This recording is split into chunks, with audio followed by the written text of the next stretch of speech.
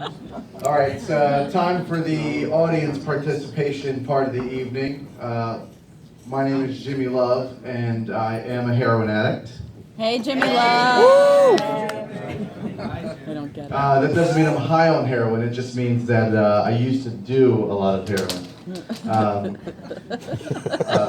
People ask me, like, how does that happen? Like, how does somebody become a heroin addict? And it's pretty easy. You just got to do a bunch of heroin. But we're like an exclusive club. Like, we don't just like let anybody in. It's a club full of like survivors. Like if you've never woken up with a needle in your neck, like you can't get in.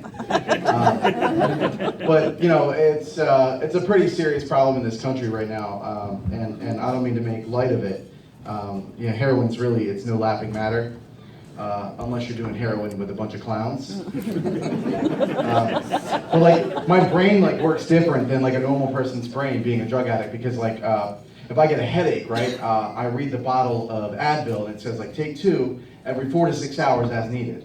And then like, so my drug addict brain is like, all right, so like maybe if I take 7, I'll have like the best night ever. Yeah, I'm a child of the 90s. I'm 31 years old. I grew up watching shows like Saved by the Bell and like Boy Meets World and stuff like that. And I kind of like envisioned the way that I would be introduced to like drugs and stuff like that in high school by watching shows like Saved by the Bell, but it was never really like that. Like on the shows like Saved by the Bell, like I'd be coming down like the back stairwell with AC Slater, and you know, these 2 kids like in leather jackets would show up who like I've never seen before in any of the other episodes, and you know, they put those kids in the leather jackets because like, you know, that just makes them look more menacing, and they talk like 1950s greasers even though it's like the 90s, and they're like, you better spray him out of here. This is no Mickey Mouse stuff here. This is reefer. And they like hold the joint in like a strange way, like they'd never held one before. It was so different. It was different when I got to high school. It was not like that at all. You know, but I know this is probably hard for many of you to believe, but I actually don't work out.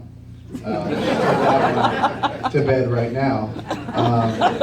My wife actually tells me when I'm naked that I kind of look like someone shaved the Grinch Who Stole Christmas. Because I'm skinny like everywhere except for like this region, like right here.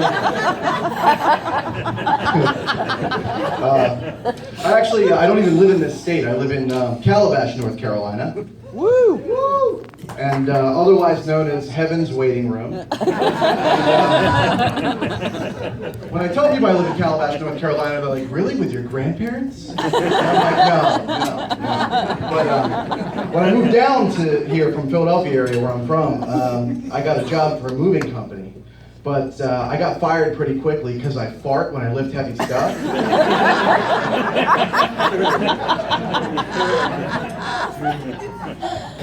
Cooter was real serious about me moving this out of the way. Sorry, Cooter. Okay. Let's see. I did a lot of jokes. But I don't know what the old people were complaining about, because like their houses already smelled.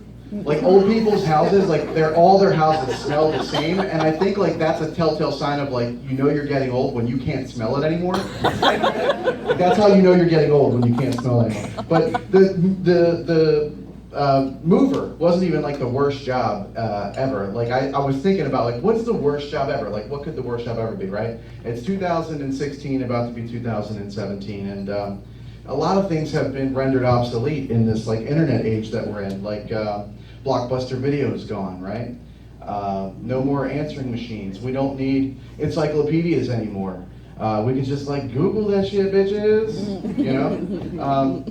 Here's one, like when people come to my front door, like it freaks me out. I'm like, get the gun, honey. Like, who the fuck is this? I'm like, peeking through the blind. Right? So I figured it out, right? The worst job ever in 2016 has to be selling encyclopedias door to door. So Christmas is coming, and I don't know how we got from like little baby Jesus being born to like, now you gotta go out and buy a bunch of shit. It's a very Americanized holiday, Christmas. But thinking back a little bit, like I wonder how Jesus put up with just roaming around all the time for years with 12 other like complaining Jews.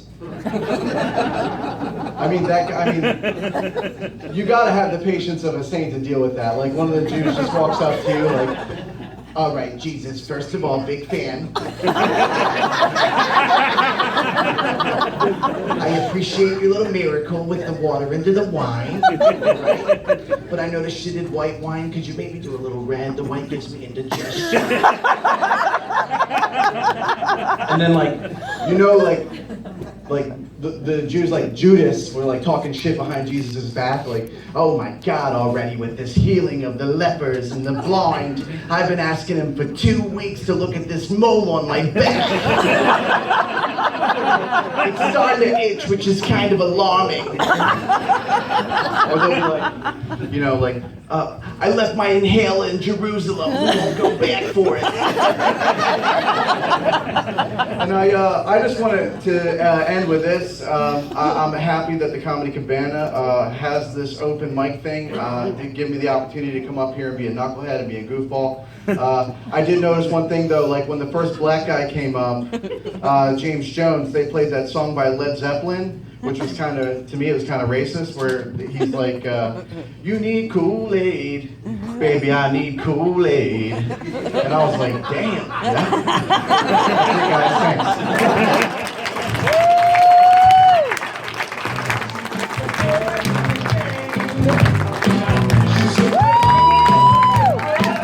Keep going with Jimmy Love, everybody. Boy, I forget it. Do we have any active duty military people in here?